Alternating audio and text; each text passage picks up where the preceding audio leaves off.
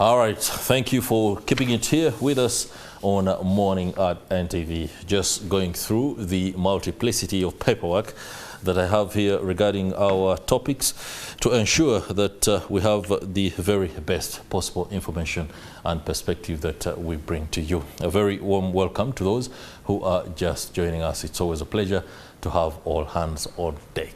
Time for Take Note. Promoting indigenous food systems is the discussion, and I have with me in studio Moses Sonen, the programs manager at PALAM. You're most welcome to the program. Thank you, the moderator. I'm glad to be in this program. We are having a conversation around agroecology. Yeah.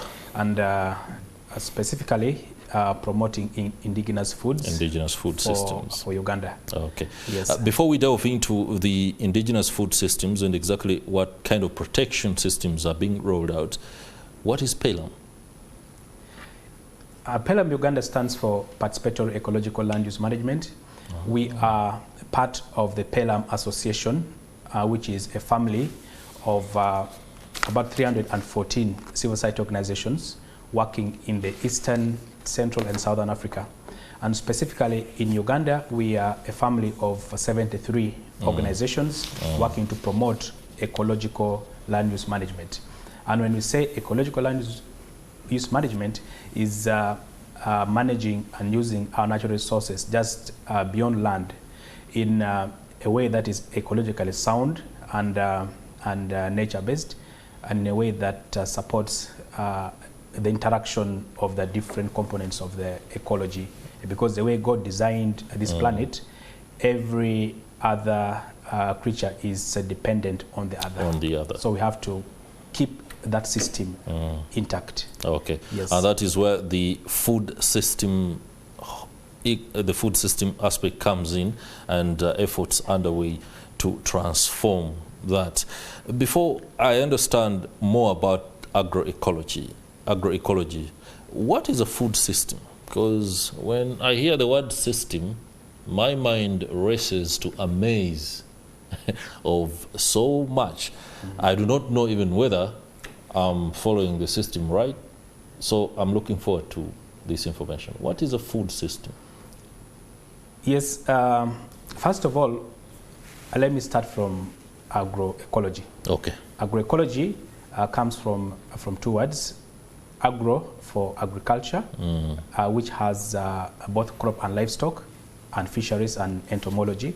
Then ecology, as I said, is the ecosystems, the environment within which we interact as humans, as plants, and other things. So when you talk about agroecology, we are talking about a systems that have been designed by nature. We have so many systems in this world. We have the plant life systems, we have the human life systems. When I talk about a system, the common characteristics is that a system is a set of different parts working in the same environment to achieve a common purpose. So when you talk about the food systems, it's the entire chain, which includes the production, the consumption, exchange of food. And the food systems here we're talking about starts right away from seed. Yes, what kind of seed do we have as a country? What kind of seeds do we have as a country? We know for sure that the seeds have been around, and our farmers have been sustaining these seeds through natural ways of selecting the seeds. They would pick the best from the yields, and they preserve that for the next planting season. And through that, we've been able to conserve our seeds intact. But nowadays, we have what we call genetic engineering as a way of quickening, improving the seeds, as opposed to the natural way of selecting the best seeds. So the food system starts with the seed, the production of food. How do we produce our food?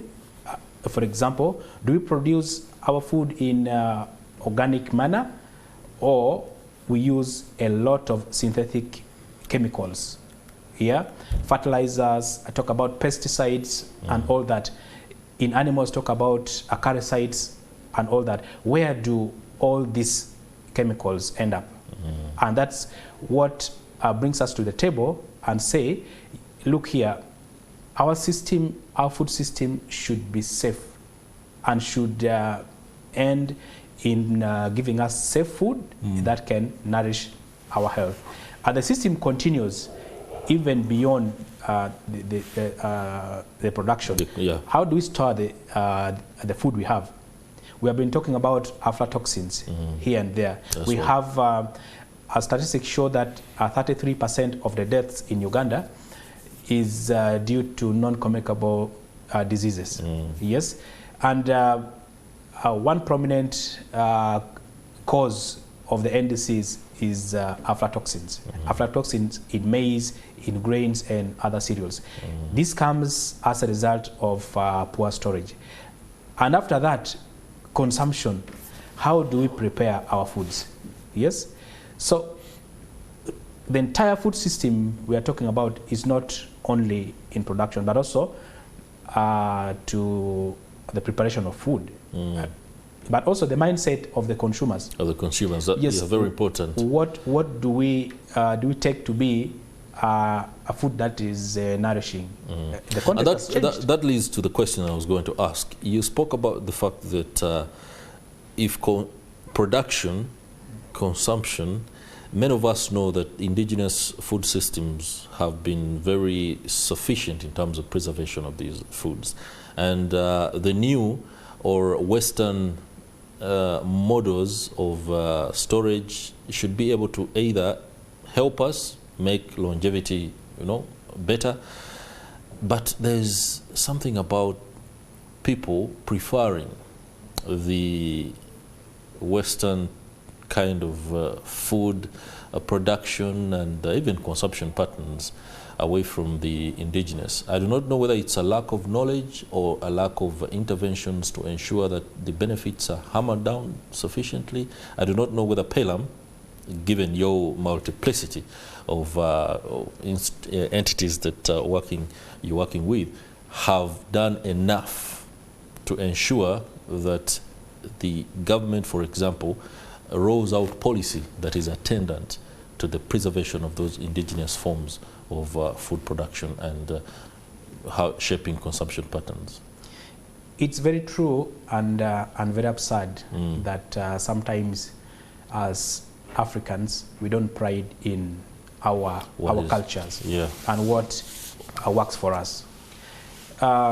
Yes, the Western ways is not bad, but they come with different demands in terms of the technologies, in terms of the capacity to use them, but also in terms of continuous research and improvements.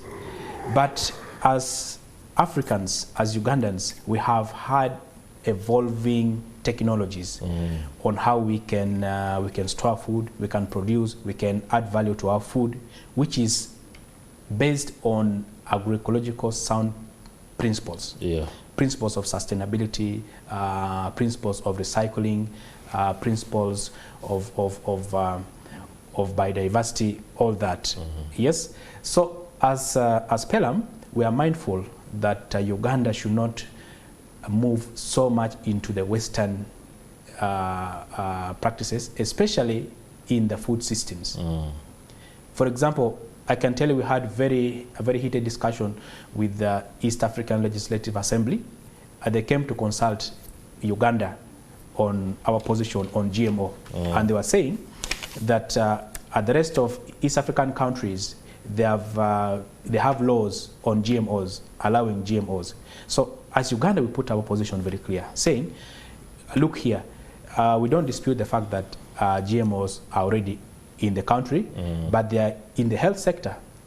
They're being used for treatment, but not in our food system. Not in the food system. In food system. So what we are saying is that keep the GMO out of our food systems. Why? Because I can take medication only when I'm sick. Yes? and my body can find ways of dealing with it anytime, naturally. But if you put genetic engineering in the seed, in the food that I eat daily, it becomes a very high health risk to us. So we are saying, yes, keep the GMO in other fields, but don't introduce them into our food systems. Now, we've been working with the Ministry of Agriculture, and let me thank the commissioners at the Ministry of Agriculture. And nationally, we have the National Organic Agriculture Policy. This is a policy that promotes organic agriculture in all its entirety. And we found that this policy alone, which was enacted in 2019, does not sufficiently address issues of food systems and sustainable agriculture. That's why we are looking at agroecology as a broader framework, because agroecology encompasses the science, the practice, and movements.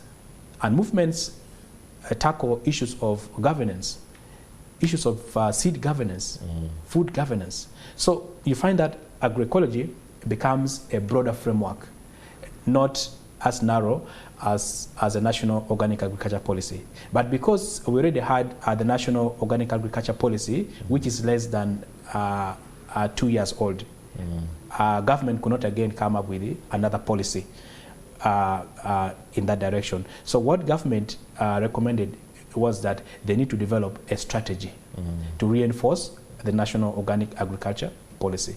And the ministry started the process.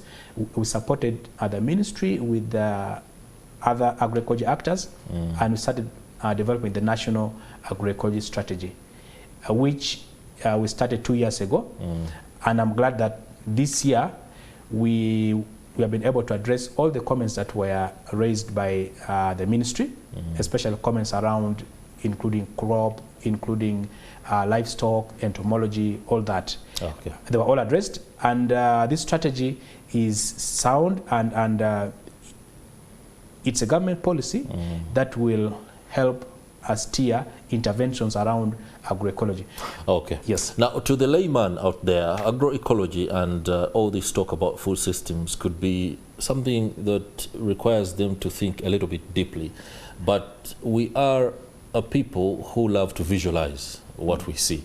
When a Ugandan walks or travels on any one road, a highway within the country, are there farms that you can pinpoint and say agroecology is being practiced on that farm, and you can readily identify and say there is the kind of farming or food system, I don't know how to describe it, but processes that you ought to either copy and adopt? Do we have examples of them? Yes, agroecology has worked, and agroecology works. Where? Yeah, in the development of the strategy, that was one of the questions that were raised by the ministry. But I can tell you, agroecology works both on a small scale and on large scale. We have agroecologically produced pineapple in Luero here, about 700 acres. There's a farm in Luero producing pineapple. We also have other people like Sulma Foods. They're purely agroecological, and they export the foods. We have a farmer in Buikwe district. He's called Professor Nsuju. He specializes on producing pumpkin. Yes, on large scale, but agroecological. Agroecological means you produce without any chemical. Without any chemicals. And our coffee is agroecological. Okay, sure. The Ugandan coffee. So agroecology works unless we want to start adulterating our coffee with a lot of synthetic fertilizer, which will end up in the coffee, and we shall lose the world market. Okay. Yes. All right. Now, there is what is being described as the National Agroecology Week 2024. There is also the National Agroecology Actors Symposium, as well as the Market Systems Expo, and then there is the Food and Seed Festival. These are 5 events I do not know whether it's a single day in which all these events are going to be, the festival, the expo, the symposium. Is it part of the week? Yes, as PELAM and agriculture actors and the National Steering Committee with MAIF, we have decided to climax all engagements on agroecology during the agroecology week of action.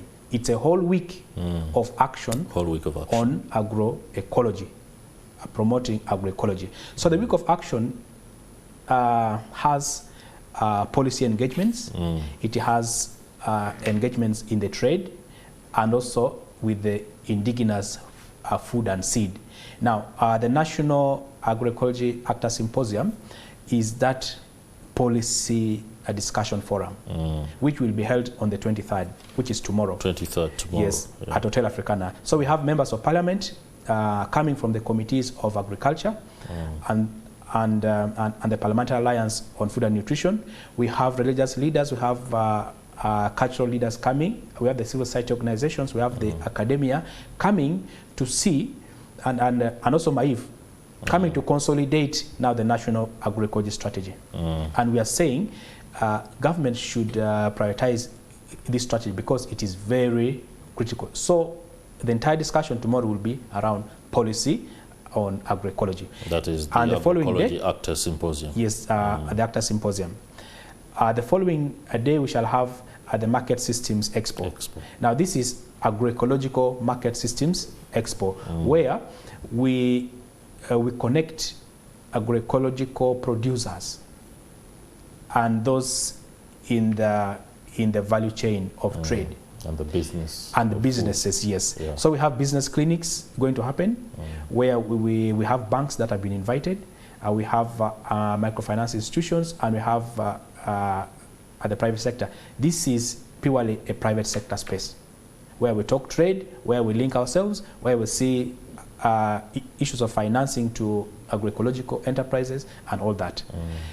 And that will be the whole day on the 25th. On the 24th, yeah, at Hotel Africana. It's open to the general public.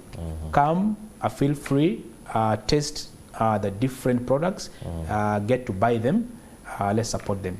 And the last one is a Food and Seed Festival. Very, very interesting. We have diversity of food and seeds coming from Karamoja, from Acholi, from Teso, from Lango, from Ankole, from Chigezi, all over, from West Nile. So these farmers will are be coming on display and also available for sale. Yes, on display and available for sale. Just like we hear food festival, come and enjoy the festival. Come, we eat indigenous food. I have a reason to be there. The word food excites me. Yes, you need to come and consume organic food, agroecologically produced, without chemicals in it. But you will really feel the taste. And the way we prepare the foods, you will find steamed food, not so much fried food. And vegetables, fruits, all that. And for those who want to get seeds, you can also come, because we exchange seeds in this kind of platform. Yes. Okay. All right. So as an entity within this greater umbrella for food systems enhancement and improvements towards the transformation that everyone else wants, no doubt, there must be particular challenges that you encounter in driving this message forth. It could be at policy level, something that, for example, if it is rectified now or yesterday, then the achievement of a perfect or near perfect food system is one thing that Uganda may look at. Is there anything particular that you want to address? Yes, there are quite a number of things, but I'll just pick a few. All right. One, at policy level, yes, we have policies that have mostly been talking about sustainable agriculture, all that, and the others. We didn't have specifically a policy talking about agroecology. And you know, agroecology is broader and more sustainable approach. So we are saying government should prioritize the approval of the National Agroecology Strategy, which is done by MAIF.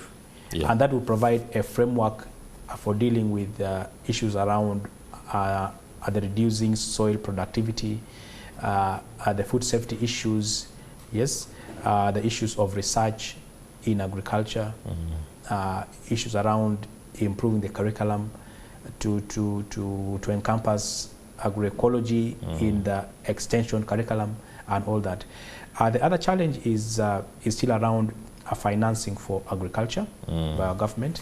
We have the Maputo commitment of at least 4% to agriculture, especially. And we still see that, yes, government is moving towards that, but we need to increase investments in agriculture, which is the backbone of this country.